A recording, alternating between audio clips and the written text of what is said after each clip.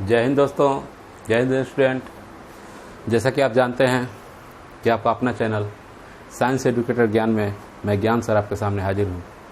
जैसा कि हम लोग पिछले क्लास में 9th क्लास का फिजिक्स पढ़ रहे थे, पिछले क्लास में पढ़े थे, और उसी फर्स्ट चैप्टर मापन और विज्ञान, जो फर्स्ट चैप्टर था 9th का क्या था, विज्ञान और मापन, उसी का कुछ पार्ट छूट गया था, तो उसको सेकेंड लेक्चर में तब्दील कर दिए हैं। तो सेकेंड लेक्चर स्टार्ट करने से पहले मैं आप लोग को ये जरूर कहूँगा कि इस चैनल को जितना से जितना अधिक हो सके सब्सक्राइब कर दीजिए, शेयर कर दीजिए, ताकि आपके दोस्त और फ्रेंड भी इस वीडियो का एंजॉय कर सकते, चाहे इसका फ़ायदा उठा सके। ठीक है दोस्तों, चलिए स्टार्ट करते हैं 9th का फर्स्ट लेक्चर का आ जाइए स्टार्ट करते हैं 9th का फर्स्ट लेक्चर। फर्स्ट लेक्चर में हम लोग पढ़ चुके हैं विज्ञान और मापन। हाँ, उसी का दूसरा पार्ट है जिसे हमारे पास कुछ आधारी राशि और उनके एसआई मात्रक हैं। जिसे कहे थे आप लोगों के पास कि मात्रक पद्धति क्या थी, 4 ठो थी। एफपीएस था, सीजीएस था, एमकेएस था और एसआई यूनिट्स था। तो एफपीएस, एमकेएस और सीजीएस तो आप पढ़ चुके हैं। अब एसआई यूनिट्स की बात करते हैं। तो इससे भी हमारे पास जब लिखाए थे आधारी राशि क्या होता है, तो उसमें कितने मात्रक थे? टोटल 7 मात्रक थे। 7 मात्रक इन द सेंस, पहला लंबाई, दूसरा द्रव्यमान, तीसरा समय, चौथा विद्युत धारा, पांचवा ताप और ज्योतिमय तीव्रता, और साथ में क्या था, पदार्थ का परिमाण। ये हमारे सातों क्या है, आधारी राशि है। आधारी राशि कहिए चाहे इनको मूल राशि कहिए, ये सेम ही चीज है। तो अब इनके क्या है, तो अब उसमें ऐसा ही मात्रा में लंबाई को किससे नापते थे, मीटर। इसका संकेत क्या दिया हुआ है, देखिए इसका स्क्रीनशॉट आप लोग ले लीजिए। समझ में आ गया? तो देखिए अब जब आप स्क्रीनशॉट ले लीजिए, या मैं आपको समझा दे रहा हूँ। यहाँ क्या है, मीटर का शॉर्ट फॉर्म क्या होता है, एम से लिखते हैं। ये द्रव्यमान हो गया, इसको किस में नापते हैं, किलोग्राम में, जिसका शॉर्ट फॉर्म क्या होता है, संकेत क्या होता है, केजी होता है। समय, जिसका सेकंड, इसका संकेत क्या हो गया, एस। विद्युत धारा को किस में मेजर करते हैं, एम्पियर में, जिसका संकेत क्या हो गया, ए। तापमान को केल्विन मेजर करते हैं, जिसका संकेत क्या हो गया, के। ज्योतिमय तीव्रता, चाहे ज्योति तीव्रता कहिए इसको, ल्यूमिनस इंटेंसिटी होता है इसका इंग्लिश। कैडिला इसमें मेजर करते हैं, इसका यूनिट क्या है, सीडी। और लास्ट होता है पदार्थ की मात्रा, चाहे पदार्थ का परिमाण, जिसको हम मोल से निरूपित करते हैं, और उसका शॉर्ट फॉर्म में क्या लिखते हैं, MOL। तो ये हमारा हो गया एसआई मात्रक। इनके अलावा भी 2 पूरक मात्रक होते हैं, जिससे कि पूरक मात्रक में आ जाएगा जो हमारा संपूरक राशि है। तो संपूरक राशि में क्या होता है, ये तो हमारा होगा इसमें। अब हम संपूरक राशि भी क्या होते हैं, 2 प्रकार के होते हैं। पहला क्या है, समतल कोण। इसका एसआई मात्रक क्या होता है, रेडियन होता है, जिसको हम क्या लिखते हैं, रेडियन लिखते हैं। दूसरा क्या होता है, घन कोण। जैसे समतल पे जो कोण बनेगा उसको किस में करेंगे, रेडियन पे। मान लीजिए समतल है, ये समतल है, तो इस पे कोण बन गया तो क्या होगा, ये किस में होगा, रेडियन में हो गया। लेकिन यही बात करते हैं, कोई घन पे कोण बनता है तो घन कोण क्या होता है, स्टेरेडियन होता है। ये हमारे क्या थे, संपूरक मात्रक और एसआई मात्रक थे। अब हम जब मात्रक को लिखते हैं तो उसके उपसर्ग के बारे में जानते हैं। जैसे कि मान लीजिए जिसे हम किलो लिखते हैं तो 10 के पावर 3 किलो होता है। यही 10 के पावर 9 हो जाएगा तो क्या होगा, 10 के पावर 15 हो जाएगा तो क्या होगा। तो उसके लिए भी एक संक्षिप्त आपको दिए हुए हैं कि मानक एसआई उपसर्ग, जो मानक मान है उसका एसआई उपसर्ग क्या होता है। जैसे ये हमारे देखिए यहाँ पे क्या है, 10 के पावर -3, 10 के पावर -6, 10 के पावर -9, 10 के पावर -12, 10 के पावर -15 और 10 के पावर -18। तो 10 के पावर -3 को क्या लिखते हैं, मिली लिखते हैं, जिसे नहीं कहते हैं मिलीमीटर। ये क्या हो गया, मिली। एम से निरूपित करते हैं। और ये हो गया माइक्रो। माइक्रो का देखिए साइन म्यू से होता है, तो इसको माइक्रो कहते हैं। जब 10 के पावर -6 लिखिए चाहे माइक्रो लिख लीजिए, दोनों क्या है, सेम थिंग। यही बात करते हैं 10 के पावर 9 को क्या बोलते हैं, नैनो, जिसका संकेत क्या है, एन। 10 के पावर 12 माइनस में इसको क्या कहते हैं, पिको, जिसको स्मॉल पी से लिखते हैं। और 10 के पावर -15 क्या होता है, फेमटो हो जाता है, जिसको स्मॉल एफ से। और 10 के पावर -18 एटो हो जाता है, जिसके स्मॉल ए से निरूपित करते हैं। अब इसका जब ये तो माइनस में था, अब प्लस वाला भी तो होगा, क्योंकि माइनस प्लस तो साथ में चलेंगे ना। तो प्लस वाला क्या होगा, 10 के पावर 3, तो जैसे किलो कैसे हम निरूपित करते हैं, दिखाई दे रहा है। 10 के पावर 6 क्या हो गया, मेगा, जिसको एम से, कैपिटल में एम से लिखते हैं। 10 के पावर 9 किसे लिखते हैं, जीगा, जीगा जिसमें जी आता है। और 10 के पावर 15 हो गया, 10 के पावर 12 टेरा, जिसमें टी। 10 के पावर 15 पेंटा, जिसमें पी। और 10 के पावर 18 जिसमें एक्सा, तो इसको ई से निरूपित करते हैं। तो ये हमारे सारे सफिक्स हैं, प्रोफिक्स जो नहीं होता है, जो उपसर्ग कहा जाता है, जिसको हम जोड़ते हैं, तो ये आता है उसके साथ में। देखिए सबसे भारी चीज़ है, जब भी आप पढ़ने बैठिए तो कॉपी कलम लेके बैठिए। जब तक कॉपी कलम लेके नहीं बैठिएगा कुछ भी समझ में नहीं आएगा। फिजिक्स इतना आसान है, मैं वादा करता हूँ आप लोगों को कि फिजिक्स में आपको 450 नंबर दिला के ही रहूँगा। और टारगेट मेरा भी 450 नंबर का है कि 450 नंबर कम आएगा भी नहीं। इसलिए अपना मुट्ठी कस लीजिए और जितना जोर से होता है पढ़ना है, पढ़ाई कर दिए और आज से ही लग जाइए 2022 के लिए। आज भी बहुत टाइम है। आप हमको वीडियो पे देख रहे होंगे या 2 महीना बाद वीडियो को मिले, लेकिन 2022 के लिए हम लोग टारगेट ले लिए हैं कि 450 नंबर लाना है। ये तो मतलब 90% लाना है तो लाना है। और जितने भी सारे बच्चे इस वीडियो से जुड़ रहे हैं उनको मैं वादा करता हूँ मैं भी मेहनत करूँगा और आपको भी कराऊँगा। और आप बस रेगुलर जब भी वीडियो मिले 9th वाले को 9th का वीडियो देखिए, 10th वाले अपने 10th का वीडियो देखें। और आशा करता हूँ 9, 10, 11, 12 में हर हमेशा 90 प्लस आपको मार्क्स दिला के ही रहूँगा, ठीक है। तब इसके बाद दो पॉइंट और भी है, जैसे कि हम जानते हैं मानक राशि। तो अब आधारी मात्रक क्या होता है, व्युत्पन्न मात्रक क्या होता है। तो अगला टॉपिक है आपका आधारी मात्रक और व्युत्पन्न मात्रक। तो चलिए दूसरा क्वेश्चन ऑप्शन क्या है, अगला टॉपिक क्या है, आधारी मात्रक। आधारी मात्रक का नाम सुने ही है। आधारी राशि किससे कहते हैं, तो पिछले क्लास में डिस्कस किए थे। देखिए आधारी राशि क्या होता है, जो अपने आप में खुद में स्वतंत्र हो, क्या कहलाएगा, आधारी राशि कहलाएगा। तो जो आधारी राशि के मात्रक होंगे वो क्या कहलाएंगे, आधारी मात्रक कहलाएंगे। माने जो आधारी राशि के मात्रक होंगे वो क्या कहलाएंगे, आधारी मात्रक कहलाएंगे। जैसे हम मान लीजिए आधारी राशि के, यही लिखा हुआ है, आधारी राशि के मात्रक को आधारी मात्रक कहते हैं। तो जो आधारी मात्रक कहलाएंगे, जैसे लेंथ का क्या होता है, मीटर, तो मीटर हो गया आधारी मात्रक। टाइम का क्या होता है, सेकंड, तो सेकंड हो गया। और मास का क्या होता है, केजी, केजी में डेट करते हैं, तो केजी हो गया मेरा, समझ में आ गया, केजी मात्रक हो गया। ये मेरा हो गया आधारी मात्रक। जस्ट इसका अगला टॉपिक क्या है, व्युत्पन्न मात्रक। तो व्युत्पन्न मात्रक क्या है, जैसे आप बताइए व्युत्पन्न राशि किसे कहते हैं। सेम उसी पे है जो आपका पिछले क्लास में पढ़े हैं और जो आप पढ़ लिए तो समझिए कि फाइनल है। तो आप व्युत्पन्न राशियों के मात्रक को क्या कहता है, व्युत्पन्न मात्रक कहा जाता है। मैंने जो भी व्युत्पन्न राशि, चाहे इसको दूसरे परिभाषा में बोल सकते हैं, क्या चीज बोलिए, दूसरे परिभाषा की, मैंने वैसे मात्रक जो आधारी मात्रकों पे निर्भर करते हैं उसको क्या कहेंगे, व्युत्पन्न मात्रक कहेंगे। समझ रहे हैं ना। या तो व्युत्पन्न राशियों के मात्रक को कहा गया व्युत्पन्न मात्रक कहा जाएगा, और नहीं तो वैसे मात्रक जो क्या हो, व्युत्पन्न मात्रक माने आधारी मात्रकों पे निर्भर हो, क्या कहलाएगा, व्युत्पन्न मात्रक कहलाएगा। देखो बाबू, जब तक आप पढ़िएगा नहीं, पिछला क्लास देखिए, ऐसे याद करना है कि यहाँ से वीडियो बंद होते होते सब चीज दिमाग में रहना चाहिए, A to Z रहना चाहिए। ऐसा नहीं कि हाँ कि वीडियो खत्म यहीं पे रटाएंगे, यहीं पे याद कराएंगे। बस आपको सिर्फ क्या करना है, देखते रहना है, ठीक है। बस वीडियो देखिए, जो भी आपको ज्यादा दिक्कत हो रहा है, तो जो बात नहीं समझ में आ रही है तो टाइम नोट कर लिए कि सर ने ये बात कब बोला था, उस टाइम अपना टाइम को पॉज कीजिए और आराम से उसको प्ले करके वीडियो फिर से सुन लीजिए। ये तो सबसे अच्छा है कि परिभाषा को हमको याद ही नहीं करना है, यहाँ समझना है, उसी को क्या करना है, अपने आप में विजुलाइज कर लेना है कि हाँ ज्यादा दिक्कत हो रहा है तो फिर से वीडियो को प्ले करके देख लीजिए। ये तो एक बार, 2 बार, जितना बार देखिएगा उतना बार आपके दिमाग में बढ़ते जाएगा। क्लास खत्म होने से पहले ये सोचिए कि हाँ हमको सब चीज पता हो गया है, याद है। वीडियो का मेन फायदा यही होता है। हाँ जहाँ प्रॉब्लम है फिर से वीडियो देखें, फिर से अपना याद कर ले। चलिए अब आ जाइए व्युत्पन्न मात्रक। जैसे हम जानते हैं बल क्या है, व्युत्पन्न राशि है। दाब भी क्या है, व्युत्पन्न राशि है। कारण क्या है कि ये आधारी राशियों पे क्या करते हैं, निर्भर कर देंगे। तब बल का क्या होता है मात्रक, केजी मीटर पर सेकंड स्क्वायर। देखिए केजी भी हो गया, मीटर भी हो गया, सेकंड, तीनों को आधारी मात्रक मिले हुए हैं, तो इसका हो गया। चाहे बल की बात करते हैं तो न्यूटन, बल का मात्रक ऐसा यूनिट क्या होता है, न्यूटन होता है, तो उससे भी हम लिख सकते हैं तो न्यूटन पर मीटर। क्योंकि दाब क्या होता है, फोर्स पर यूनिट एरिया, क्या कहते हैं इसको, प्रेशर कहते हैं, ठीक है। तो अब देखिए, अब आइए अगला टॉपिक है कि विभिन्न पद्धतियों में मात्रक क्या होता है। जैसे मान लीजिए एसआई मात्रक अलग हो गया, सीबीएसई मात्रक अलग हो गया। एसआई मात्रक अलग हो गया मेरा, सीजीएस यूनिट अलग हो गया, फिर से एफपीएस अलग हो गया, तीनों। तो इन सबों के बीच में संबंध क्या है, आखिर इनको संबंध कैसे स्थापित करेंगे। तो जैसे मान लेते हैं, पहला ही केस लेते हैं, क्षेत्रफल। क्षेत्रफल को हम लोग कैसे नापते हैं जी, मान लीजिए ये आपका दिया हुआ है कि एरिया, ये आपका लंबाई हो गया, ये आपका चौड़ाई हो गया। तो एरिया कैसे नापेंगे, तो लंबाई गुने एरिया का क्षेत्रफल क्या। तो ये 2 बातों पर निर्भर करते हैं, पहले जान लीजिए 2 बातों पर, किन किन बातों पर निर्भर करती है। तो पहला कि व्युत्पन्न राशि को परिभाषित करने वाले समीकरण, जो भी मेरा व्युत्पन्न राशि है उसको कौन सा समीकरण परिभाषित कर रहा है तो उस पर निर्भर करेगा। और साथ में वो किस आधारी राशि पर निर्भर कर रहा है वो हमारा पता होना चाहिए। इसलिए लिखा हुआ है कि उस व्युत्पन्न राशि का परिभाषित करने वाला समीकरण, और दूसरा क्या पॉइंट है, तो उस समीकरण में शामिल होने वाले आधारी राशि। मैंने कहीं भी मात्रक में हम रिलेशन निकालेंगे कि विभिन्न पद्धति में क्या होगा, मान लीजिए सीजीएस में क्या हो गया, एफपीएस में क्या हो गया, एमकेएस में क्या हो गया। तो पहले हमको 2 चीज तो पता होना चाहिए ना, कि जो हमारा व्युत्पन्न राशि है फिर उसका समीकरण क्या है, मैंने वो किसका इक्वेशन है, दूसरा उस इक्वेशन में कौन कौन से आधारी मात्रक यूज हो रहे हैं। तो जैसे पहला हम लेते हैं, पहला यही ले लिए क्षेत्रफल, जिसको हम इंग्लिश में बोलते हैं एरिया। देखिए इंग्लिश और हिंदी दोनों साथ में चलेगा।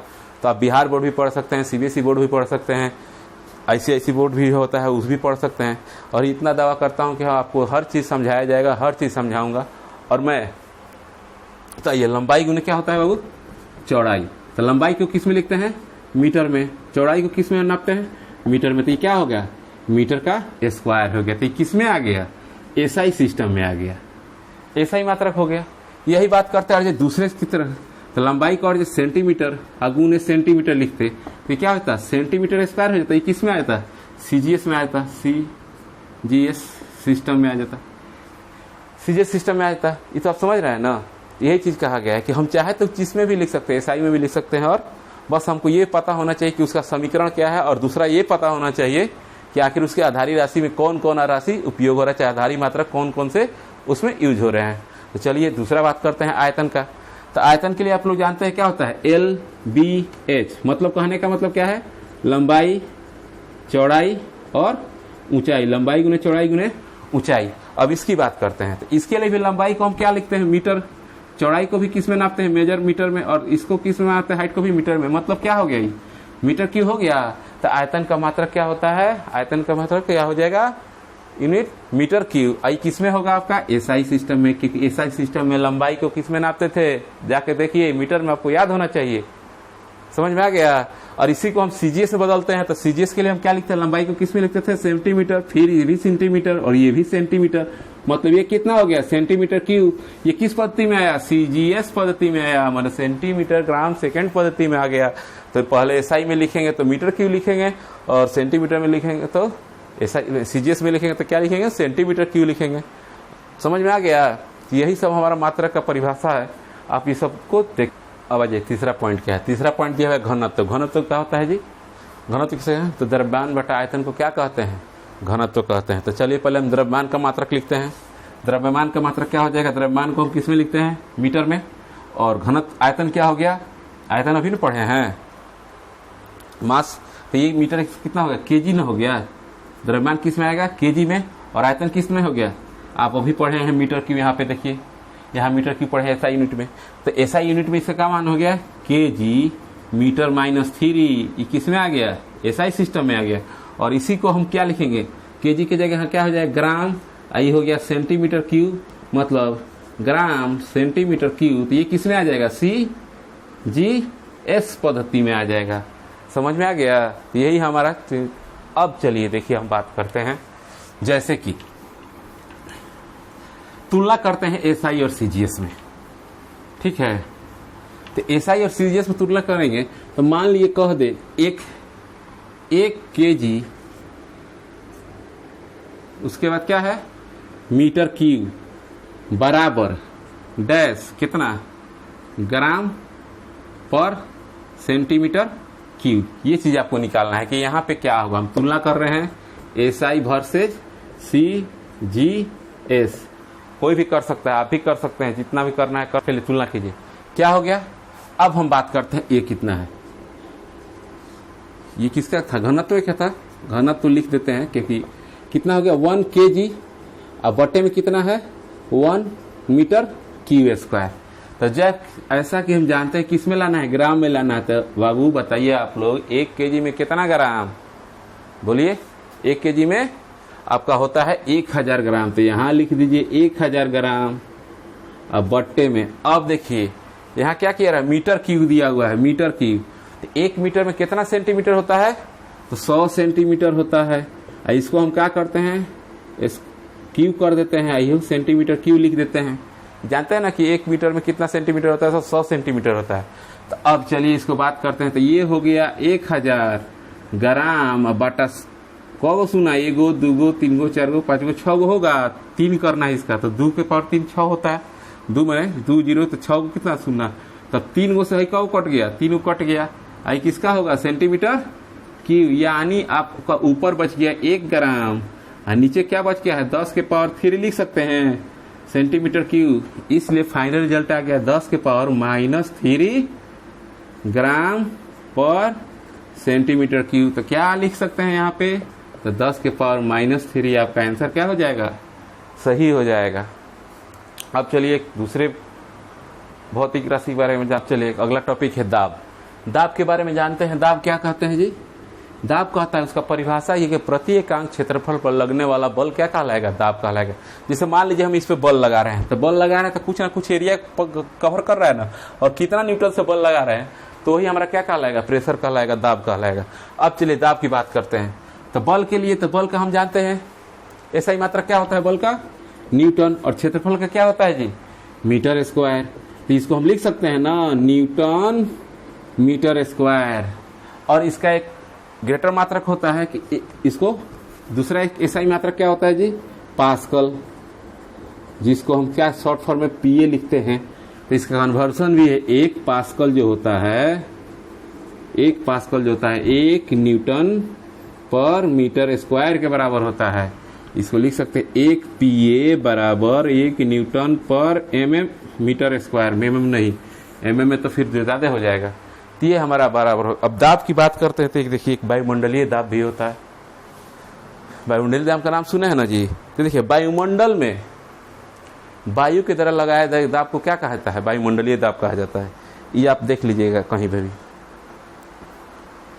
जो वायुमंडल है मेरा, जो आसपास का वायुमंडल है, तो वायुमंडल में जो वायु को दाब होगा वही क्या कहलाएगा? वायुमंडलीय दाब कहलाएगा। और एक होता है एटमॉस्फेरिक प्रेशर। तो एटमॉस्फेरिक प्रेशर क्या होता है? समुद्र सतह से, समझ में आ गया? एटमॉस्फेरिक प्रेशर आप समझ सकते हैं, समुद्र की सतह पर लगने वाला दाब, जो समुद्र की सतह है उस पर लगने वाला दाब क्या कहलाता है? एक एटीएम होता है। मतलब उसको क्या लिखते हैं? एक एटीएम। एक एटीएम समझ गए ना उसको? अब देखिए एक एटीएम कितना के बराबर होता है? तो एक एटीएम हमारा होता है 1.013 × 10 के पावर 5 पास्कल के बराबर होता है। तो इतना लिख सकते हैं। 0.3 कितना लंबा चलेंगे? तो दशमलव के बाद 2 अंक ले लेते हैं, तो 2 अंक ले लिए, तो इसमें क्या हो गया? 1.01 × 10 के पावर 5 पास्कल। या पास्कल है तो इसको चाहे इतना भी लिख सकते हैं, 1.01 × 10 के पावर 5 न्यूटन पर मीटर स्क्वायर। क्योंकि ऑलरेडी हम जानते हैं कि 1 पास्कल पर क्या होता है? 1 न्यूटन मीटर पर स्क्वायर होता है ना, इसलिए हम उसको आसानी से लिख सकते हैं। अब आइए एक नेक्स्ट टॉपिक की बात करते हैं, ताप तथा उष्मा का मात्रक। ताप क्या होता है?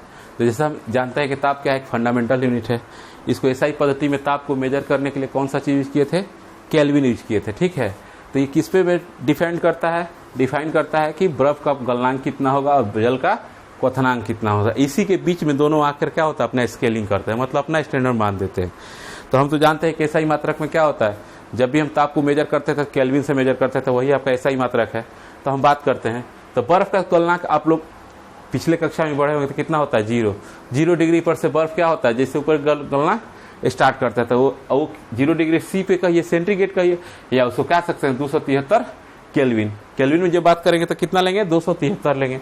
और जल का क्वथनांक, गलनांक मतलब कि जहां से कोई चीज गलना स्टार्ट करे वो गलनांक हो गया। क्वथनांक मतलब बॉइलिंग पॉइंट, मतलब जो चीज उबलना स्टार्ट करे। तो पानी का बॉइलिंग पॉइंट क्या होता है?